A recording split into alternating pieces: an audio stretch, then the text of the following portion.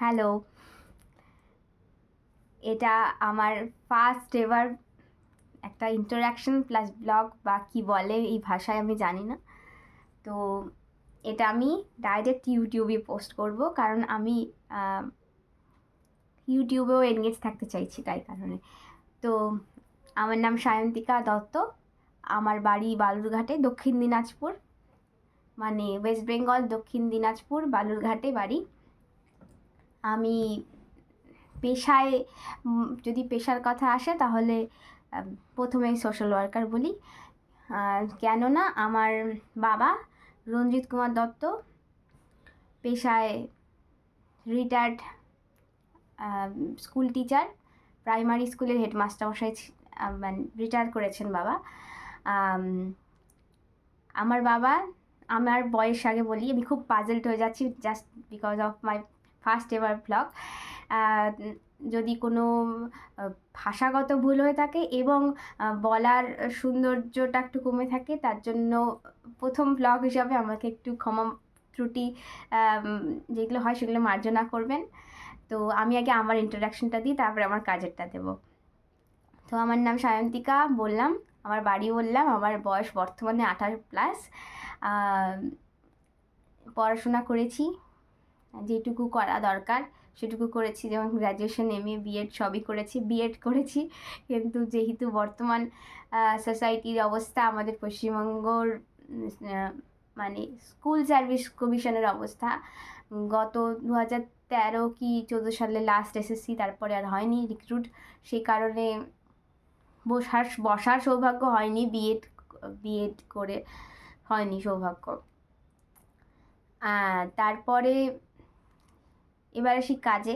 কাজ আসতে গেলে আমার বাবার কাজের সাথে অ্যাটাচ, সেহেতু আমাকে আগে বাবার পরিচয়টা দিতে হবে। আমার বাবা রঞ্জিত কুমার দত্ত, আমার মায়ের নাম টুলু দত্ত মল্লিক।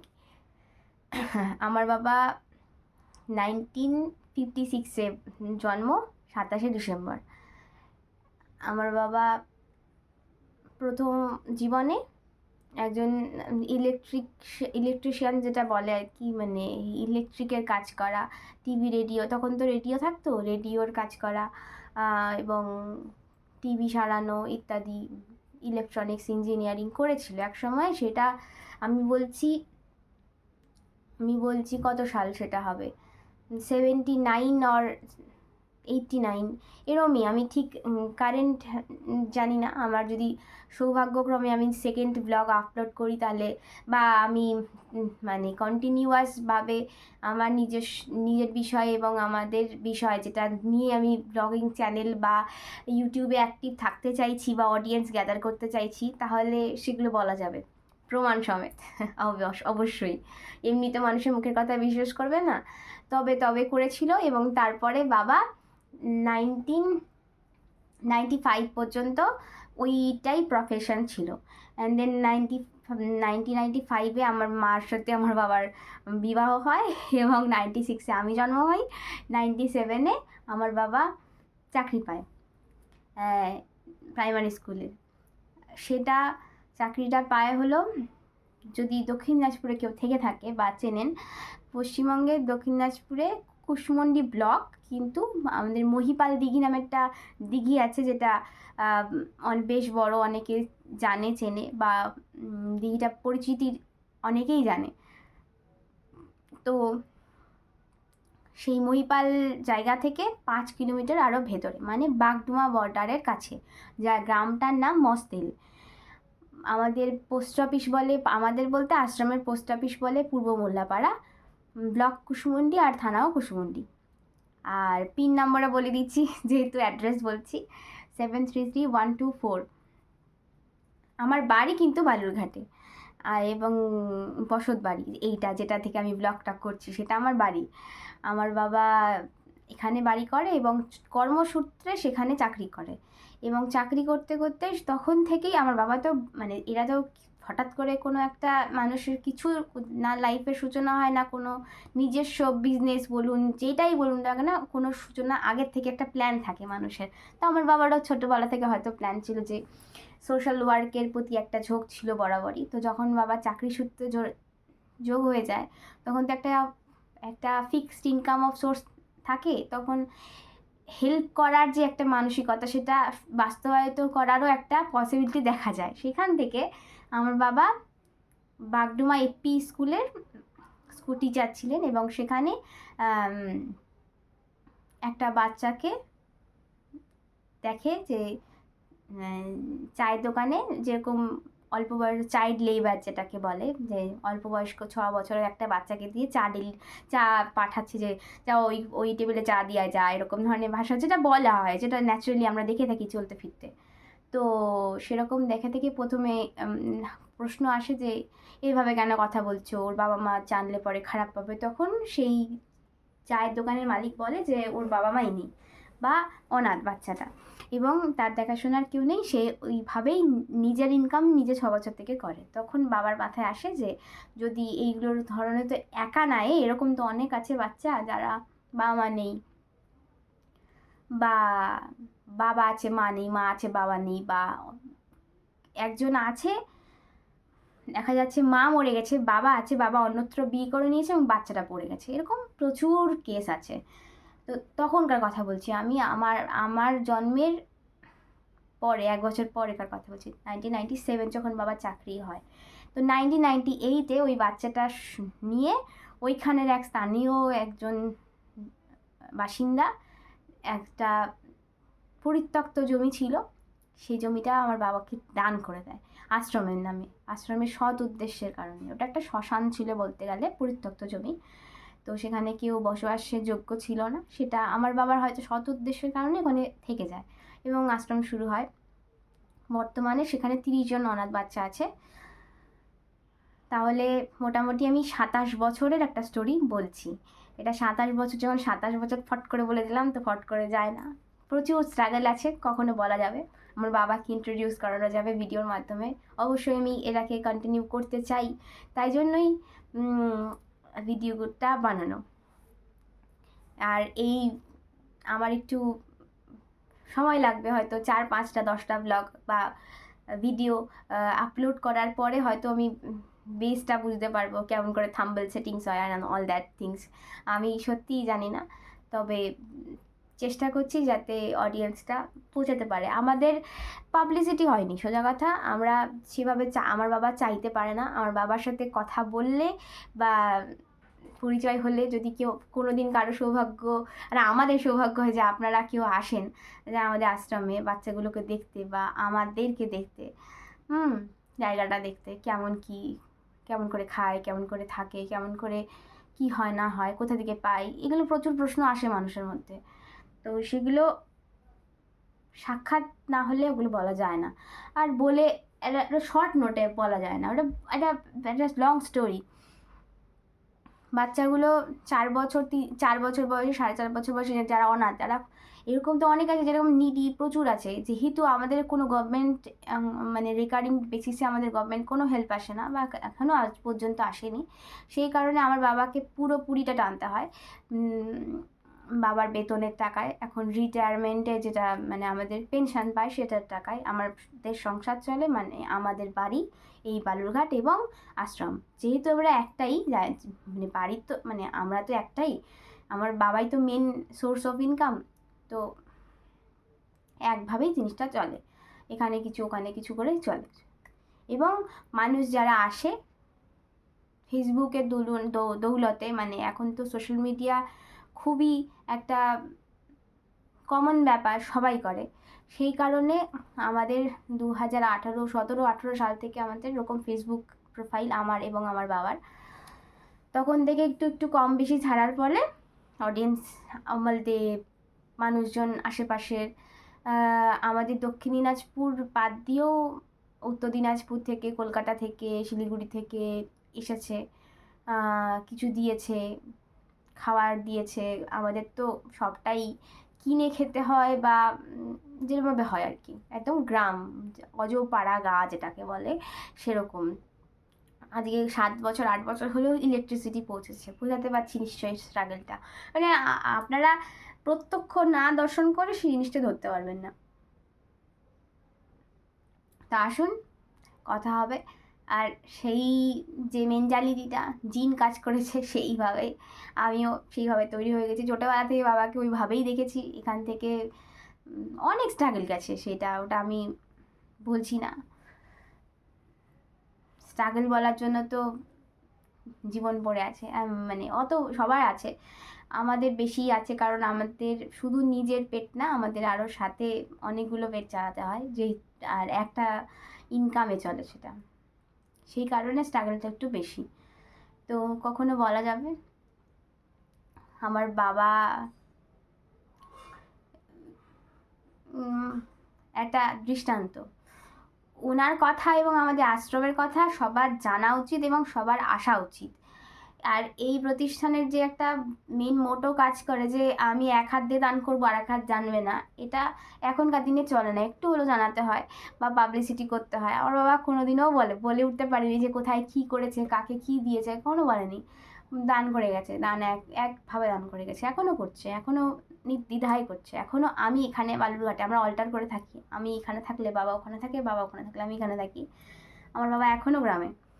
আমার বাবা 16 সালে রিটায়ার করেছে, তো এখন 25, তার মানে হিসাব মতো তো 8 বছর পার হয়ে গেছে, 9 বছরে চললো। তার আমার বাবা কোনো রিটায়ারমেন্ট এখনও নেয়নি, এখনও চলছে। আর আমি ভালো আছি, মানে কাজের মধ্যে থাকলে ভালো থাকা যায়, সেই কারণে। তো একটা ছোটো ইন্টারাকশন। আর আমি কর্মসূত্রে এটাই মেন কাজ, অফিসিয়াল ওয়ার্ক যেগুলো থাকে। আশ্রম চালাতে গেলে তো প্রচুর অফিসিয়াল ওয়ার্ক থাকে, রেজিস্টার, হ্যানা দানা, এই কাগজ ওই কাগজ, এই ডিপার্টমেন্ট ওই ডিপার্টমেন্ট, পুরো একদম সার্কেল ওয়াইজ ওগুলো কাজ চলতে থাকে, একদিনও মানে না খাওয়ার সময়ও থাকে না, এরকমও থাকে। সেই অফিস ওয়ার্কটা কিছুটা হলেও আমি দায়িত্ব নিয়ে নিয়েছি, করি ওগুলো। আমাদের বাচ্চাগুলো যেগুলো, সেগুলো ভীষণ খেলাধুলায় ভালো, ওরা মানে বর্ন ফাইটার যাকে বলে। আমি পরিচয় সবার সাথে করাবো যদি ভিডিওটা ভালো মতো লোক অডিয়েন্সটা পর্যন্ত পৌঁছায় এবং আপনারা ডিমান্ড করেন, অবশ্যই সবার সাথে পার্টিকুলারলি মানে পরিচয় করাবো। ওরা স্টেট খেলেছে, আমাদের অর্থের কারণে আমরা ন্যাশনাল খেলাতে পারিনি, স্টেটে পজিশন এসেছেন, যোগা চ্যাম্পিয়নশিপ যেগুলো হয় সেগুলোতে। জিমন্যাস্টিকটা যেহেতু স্কুল লেভেলে হয় না বা ওভাবে আসে না, সেইভাবে আমরা আগাতে পারিনি, কিন্তু জিমন্যাস্টিকটাই আমাদের মেন টার্গেট। কিন্তু প্ল্যাটফর্ম পাচ্ছি না আমরা, করাতে যদি প্ল্যাটফর্ম পাই আমরা ওখানে চ্যাম্পিয়ন হবই এরকম ব্যাপারটা এরকম। ঠাকুর ঈশ্বর প্রদত্তভাবে যেহেতু ঠাকুর বিশ্বাসী, সেহেতু আমরা গত 4 বছর হলো যে আমরা 26শে জানুয়ারি রিপাবলিক ডেতে আমাদের ডিস্ট্রিক্টে, আমাদের ডিএম অফিস থেকে, আমাদের ডিস্ট্রিক্ট ম্যাজিস্ট্রেট দ্বারা এই বালুরঘাট স্টেডিয়ামে একটা প্রোগ্রাম প্রোভাইড করা হয়, মানে ওখানে ওটা মানে একটা প্রাইজের ব্যাপার থাকে, ফার্স্ট সেকেন্ড থার্ড থাকে। সেখানে আমরা সবই হয়েছি, থার্ড হয়েছিলাম, সেকেন্ড হয়েছি, একবার কিছু হইনি। এবার হেঁটেছি, ভিডিও দেওয়া নিশ্চয়ই কপিরাইট ব্যাপার চলে আসে, এখন গান দিলে চলে আসবে কপিরাইট, দেবো কখনো যদি কোনোভাবে যদি পোস্ট করা যায়, ভয়েস ওভার দিয়ে হোক, দেখবেন কেমন করে, অসাধারণ করে। আমি শেখাই, এবং শেখাই বলতে মেন্টর যেটাকে বলে, কী করলে কী করতে হবে। জিমন্যাস্টিক মানে হচ্ছে এই 30 ফুট উঁচু থেকে লাফ দিতাম, তো ওরা না নির্দ্বিধায় লাফ দেয়, ওরা ভাবে না, কারণ ওরা জানে দিদি, আমি দিদি বলেই ডাকে ওরা আমাকে, তো দিদি উপর ওদের অগাধ বিশ্বাস, সেই কারণে ওরা ভীষণ ভালোবাসে আমাদেরকে সবাইকে, এবং রেসপেক্ট করে, এবং যা বলি তাই শোনে, এবং খেলাতে মেডেল, চ্যাম্পিয়নশিপে মানে first prize, second prize, third prize যখন যেটা হয় নিয়ে আসে। আর না নিয়ে আসলেও আমরা একভাবেই আমরা তাদেরকে ওয়েলকাম করি, কারণ তারা আমাদের বাচ্চা। সুতরাং বলার মধ্যে এটাই যে পারলে একবার আসবেন, আর ব্লগটা ভালো লাগলে লাইক করবেন, যেটা বলতে হয় সবাইকে, আমিও বলছি, এখন সবাই বলেছে ভিডিওর মাধ্যমে, এতদিন ধরে ইউটিউবে এটা বলতে শুনেছি তাই বলছি, তথাকথিত নিয়মে যে লাইক করবেন, শেয়ার করবেন, কমেন্ট করবেন, ভালো লাগলে জানাবেন, অ্যান্ড অল দ্যাট।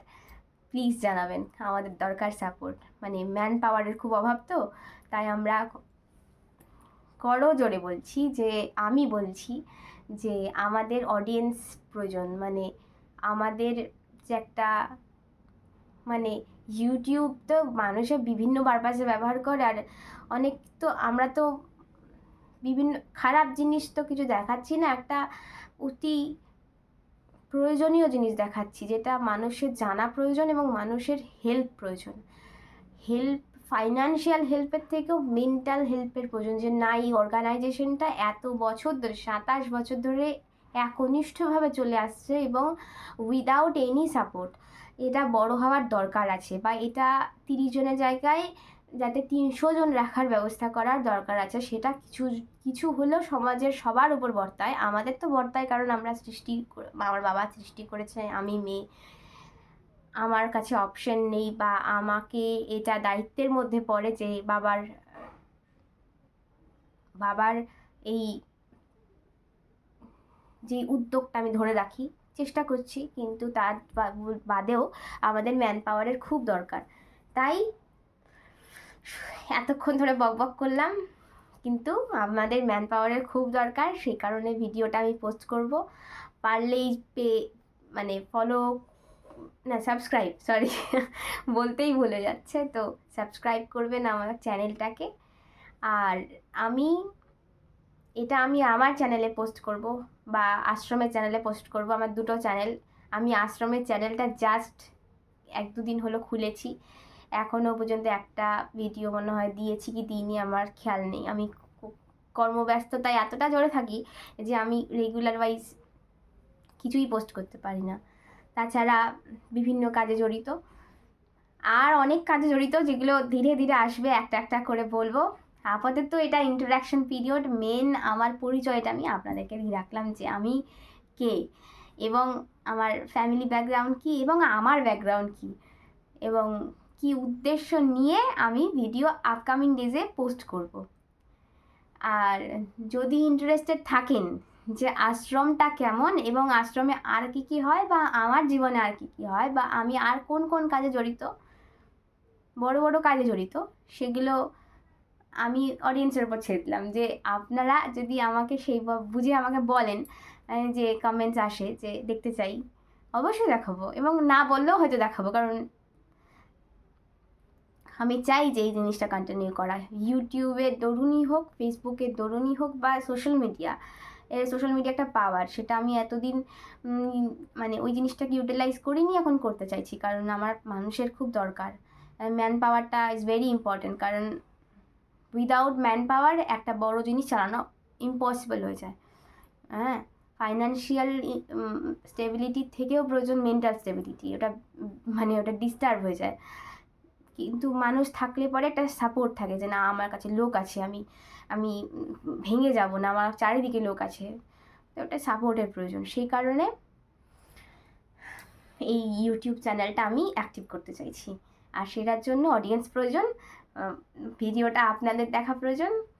অ্যান্ড ভালো থাকবেন, সুস্থ থাকবেন, আশা রাখি যাতে আমি তাড়াতাড়ি একটা ব্লগ বা কোনো ভিডিও শেয়ার করতে পারি। ভালো থাকবেন, আর প্লিজ কাইন্ডলি আমাকে একটু সাপোর্ট করবেন। এই ভিডিওর দ্বারা যদি অ্যাটলিস্ট, মানে আমার তো ভিউজই আসে না, আমি 2-4টা শর্ট ভিডিও পোস্ট করি, যেগুলো শর্টস বলে, মানে রিলস টাইপের, সেগুলো পোস্ট করি, সেখানেও ভিউজ আসে না। আমি দেখছি কি করা যায়, যদি 500 ভিউজ আসে তা আমার কাছে এটা অপরচুনিটি। আর মিনিমাম মানে 200 গেছে, মানে ম্যাক্সিমাম 200 গেছে, মিনিমাম 0 গেছে। তো দেখা যাক কত ভিউজ আসে, তার উপরে নেক্সট ভিডিও, নেক্সট টপিক আপনারা নিজেরাই বলবেন যে আপনারা কোন টপিকের ভিডিও দেখতে চান, আশ্রমের বা আমার জীবনে, সেটাই দেখাবো। আমার কর্মক্ষেত্র নাকি আমার পার্সোনাল ব্লগ, যেমন গেট রেডি উইথ মি না কী সব করে সেগুলো, নাকি আমার কাজ, নাকি আশ্রম, কোনটা দেখতে চান সেটাই দেখাবো। হ্যাঁ, সেটাই পোস্ট করব ভিডিওর মাধ্যমে। আর আশ্রমের বাচ্চাগুলোকেও দেখাবো, নিশ্চয়ই দেখাবো, বাবা মার সাথে ইন্ট্রোডিউস করাবো। আপাতত এইটুকুই, টাটা, ভালো থাকবেন, সুস্থ থাকবেন, অ্যান্ড ভালোবাসায় থাকবেন, টাটা।